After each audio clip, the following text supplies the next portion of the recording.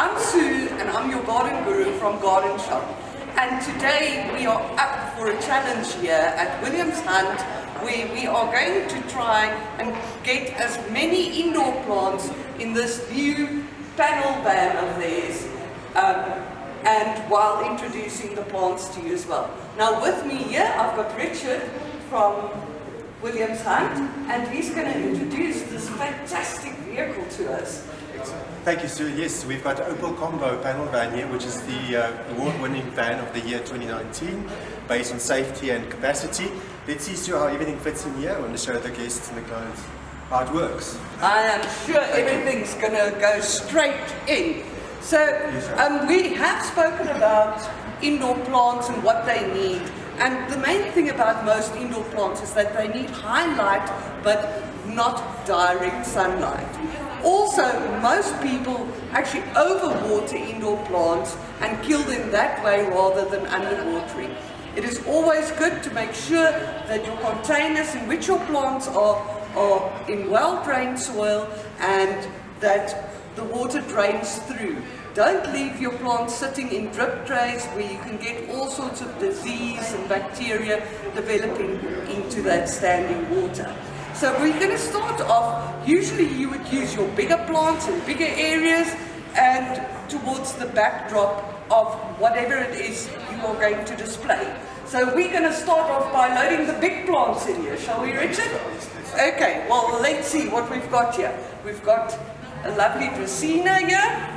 You can see this one has got beautifully colored leaves, and even though it looks like a soft plant, this is actually very hardy, and I think we can get it right in there, into that corner.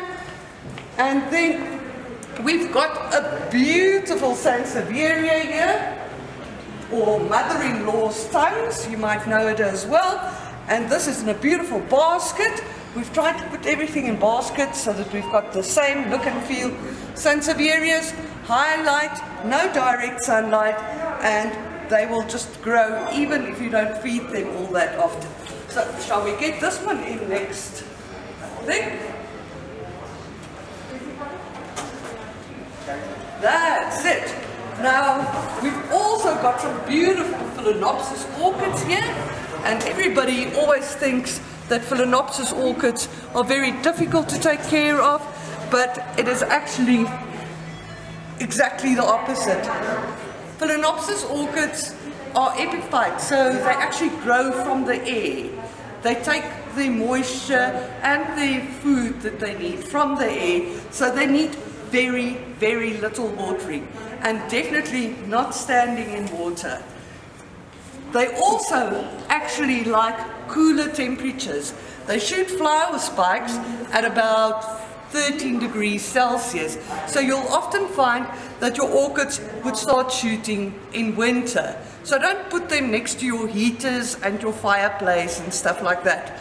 Also, once the stem goes off, the plant is not dead, but you can then cut your plant between the second and the third, or the third and the fourth node, and you cut it halfway there, and if it's still cool enough, you should get a new flower spike emerging from there.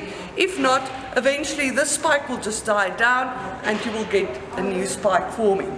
So I think let's put that here towards the front. What do you think, Richard?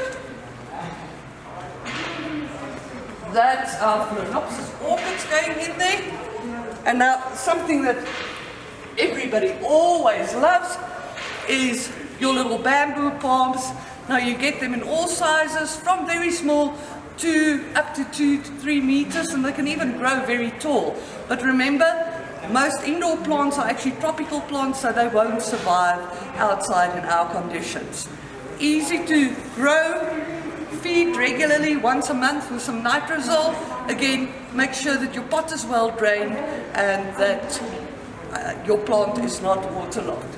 So I think we're going to get this baby in here. Do you think we're going to have enough space, Richard? We will have enough space. Okay, let's put in these bird nest ferns. Bird nest ferns, beautiful big foliage. Again, high light, well drained soil. Feed once a month with some nitrosol, and you shouldn't have any problems with it. So let's put that in here. There we go.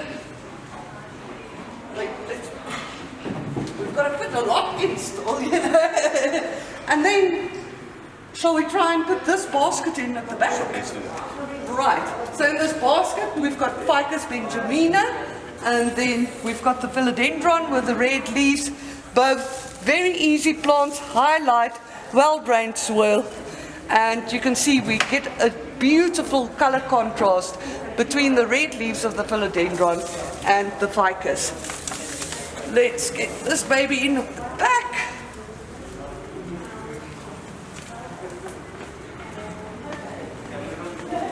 Sure, we're not running out of space. Not at all. No, we're good. Okay, well, we've got space in the basket still, so everything is in there, nice and tight. Let's put some more leafy philodendrons into that basket. I think there's some space for that. Here we've got an ericaria. You can see beautiful big leaves, tropical plant. Grows easily everywhere, and it can actually grow up to quite a height if you don't prune it back. And this baby is going in here. And next we've got some peperonias here. Shall we get these in? A semi-succulent, different colored leaves. You get the leaves in all different colors. They also make this very interesting little flower and a great filler, and it would even look great on your dining room table. In it goes. Zaniocolcas, an old favorite with architectural spaces. It's got these very upright leaves, and it is easy to grow. It hardly needs any attention, and if there's any indoor plant that hardly needs any food, it is your Zaniocolcas. Now we've got some baby schlepperas here, and the baby schlepperas again can grow into very big plants. Up to 2-3 meters, but again, highlight, easy to grow as long as you don't overwater them. And we've got some Acuba japonicas, which can also grow to quite a big height, but your pot size would contain them if needs be. And you can see they've got lovely colored spotted leaves. In you go. And over here we've got some calatheas. Now calatheas is a bit more difficult to grow. Make sure you don't overwater them, but they actually do need quite a bit of food, so keep that bottle of nitrazole at hand.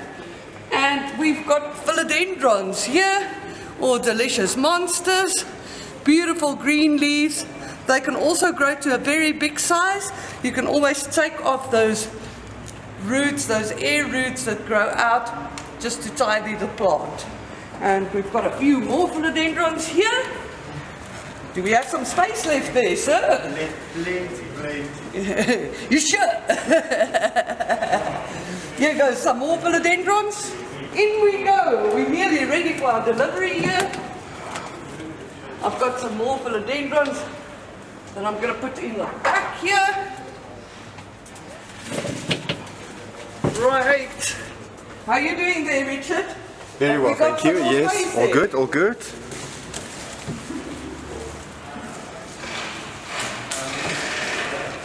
Right, and we've got another Shafira, philodendron. Those babies are going in there. And you know what? I'll keep these on my lap while you drive away. Yes, should that do? Right. As you can see, we've got everything in here. Thank you very much, Richard, for assisting me. You're welcome, sir. And remember, if you want healthy indoor plants, feed them regularly with nitrazole. Don't overwater them. Make sure they don't get direct sunlight, but highlight. Thank you very much, Richard. Thank you very much, sir. That's me, Sue, the garden guru from GardenShop, and you can follow us on our webpage, gardenshop.co.za, or you could also email me at sue@gardenshop.co.za.